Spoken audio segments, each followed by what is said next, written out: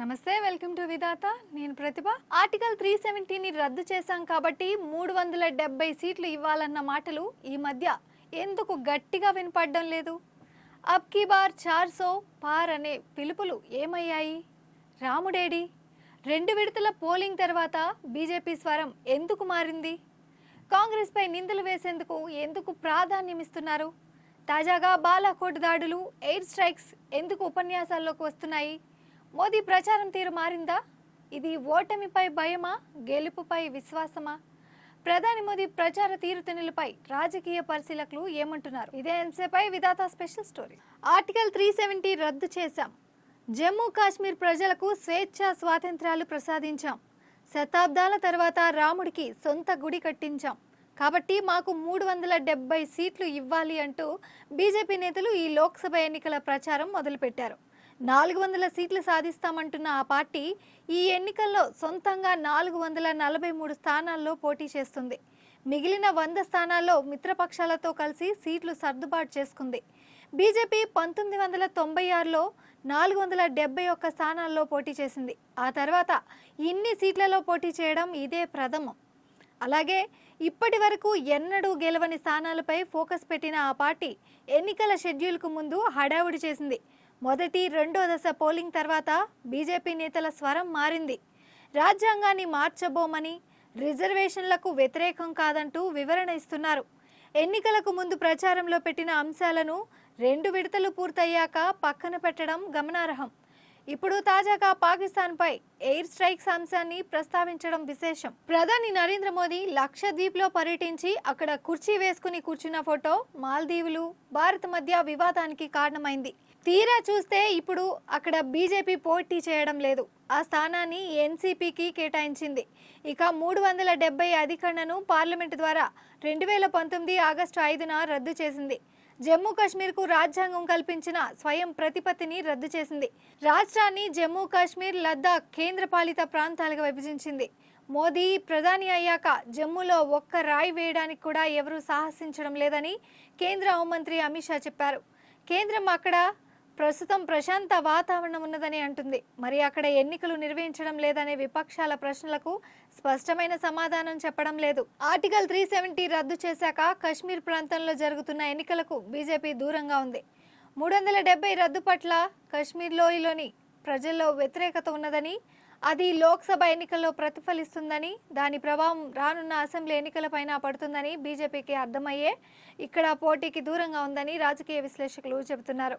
మరోవైపు మణిపూర్లో మైతేయిలను ఎస్టీ జాబితాలో చేర్చడంపై ఆగ్రహించిన అక్కడి గిరిజన సంఘాలు రాష్ట్ర ప్రభుత్వ నిర్ణయానికి వ్యతిరేకంగా పోరాడుతున్నాయి.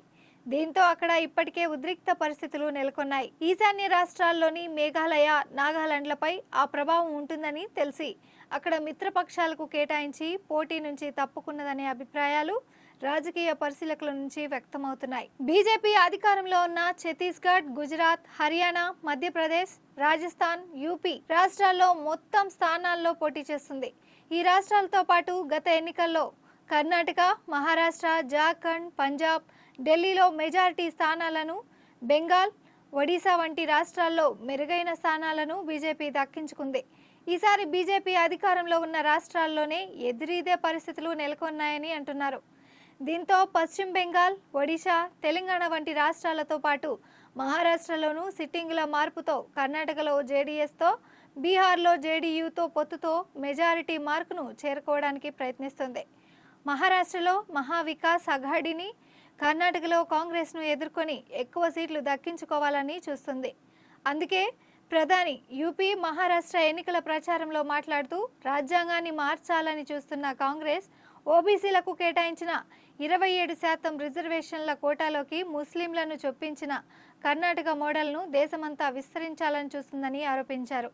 మహారాష్ట్రలో ఉద్ధవ్ ఠాక్రే పట్ల ప్రజల్లో ఉన్న సానుభూతితో మహాయుతి సీట్లకు భారీగా గండిపడే అవకాశం ఉన్నదని గ్రహించిన మోదీ హిందుత్వవాదం, భావోద్వేగాల ద్వారా ఓట్లను తమ వైపు తిప్పుకోవడానికి చేసిన ప్రయత్నంలో భాగంగానే నకిలీ శివసేన నేతలు ఔరంగజేబును ఆరాధించే వారితో చేతులు కలిపారు అని ఆరోపించారు. అంతేకాదు మిలింద్ దేవరా, అశోక్ చవాన్ వంటి కాంగ్రెస్ నేతలను బీజేపీలో చేర్చుకున్న నమ్మకం కుదరడం లేదేమో. అందుకే ముంబై నార్త్ సెంట్రల్ నుంచి 2014, 2019లో 2 సార్లు భారీ మెజారిటీతో గెలిచిన పూనంను తప్పించింది.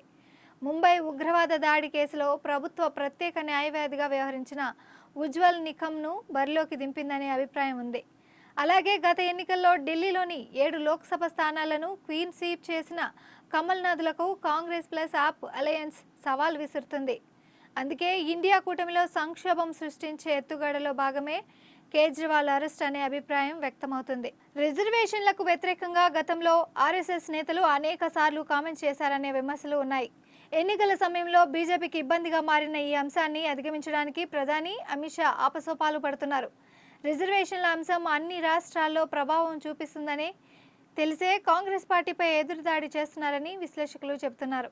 యూపీలో మొదటి 2 దశల్లో జరిగిన నష్టం 3వ దశలోనూ జరిగే అవకాశం ఉందని గ్రహించి ఎస్పీ కాంగ్రెస్ కూటమిపై ఎదురుదాడి చేస్తుంది. దీనిపై స్పందించిన అఖిలేష్, యూపీలో రిజర్వేషన్లు తొలగించిన బీజేపీ ఇప్పుడు వాటిని ఎవరు తొలగించినా ఊరుకోబోమని నిస్సిగ్గుగా చెబుతుందని, ఈ విషయాన్ని ఓటర్లు నిలదీయాలని పిలుపునిస్తున్నారు. తప్పుడు ప్రకటనలు యూపీ ఓటర్లను మరింత ఆగ్రహానికి గురి చేస్తాయని, 3వ దశలో బీజేపీకి ఒక్క సీటు కూడా రాదని అన్నారు. రాజ్యాంగాన్ని మార్చాలనుకుంటున్న వారిని ప్రజలు మార్చేస్తారని చెప్పారు. తెలంగాణలో ఎక్కువ సీట్లు గెలుచుకోవాలనుకుంటున్న ఆ పార్టీ బీజేపీ వస్తే రిజర్వేషన్లను రద్దు చేస్తుందని, అది ఆర్ఎస్ఎస్ అజెండా అని ప్రచారం చేస్తుంది. ఆర్ఎస్ఎస్ చీఫ్ మోహన్ భగవత్ రిజర్వేషన్లను వ్యతిరేకిస్తూ మాట్లాడిన వీడియో నెట్టింట వైరల్ అయింది. ఇది తమ ఓటు బ్యాంకు ఎక్కడ దెబ్బతీస్తుందని ఆయనతో హైదరాబాద్లో మీటింగ్ పెట్టించి తాము రిజర్వేషన్లకు వ్యతిరేకం కాదని చెప్పించిందని అంటున్నారు. ఒక్కో రాష్ట్రంలో ఒక్కో విధంగా ప్రచారం.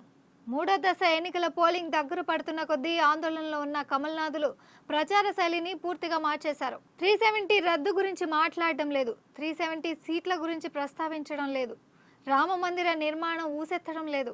ఒక్కో రాష్ట్రంలో ఒక్కో విధంగా ప్రచారం చేస్తున్నారు. విపక్ష కూటమికి 3 అంకెలు కష్టమే అంటున్న ప్రధానికి సొంతంగా అధికారానికి అవసరమైన మెజారిటీ రాదని అర్థమైందనే.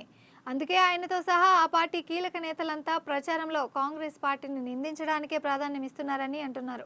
ఇంత చేసినా బీజేపీ ఆశిస్తున్న ఫలితాలు వచ్చే అవకాశం ఉందా లేదా అనే అంశంపై జోరుగా చర్చలు నడుస్తున్నాయి.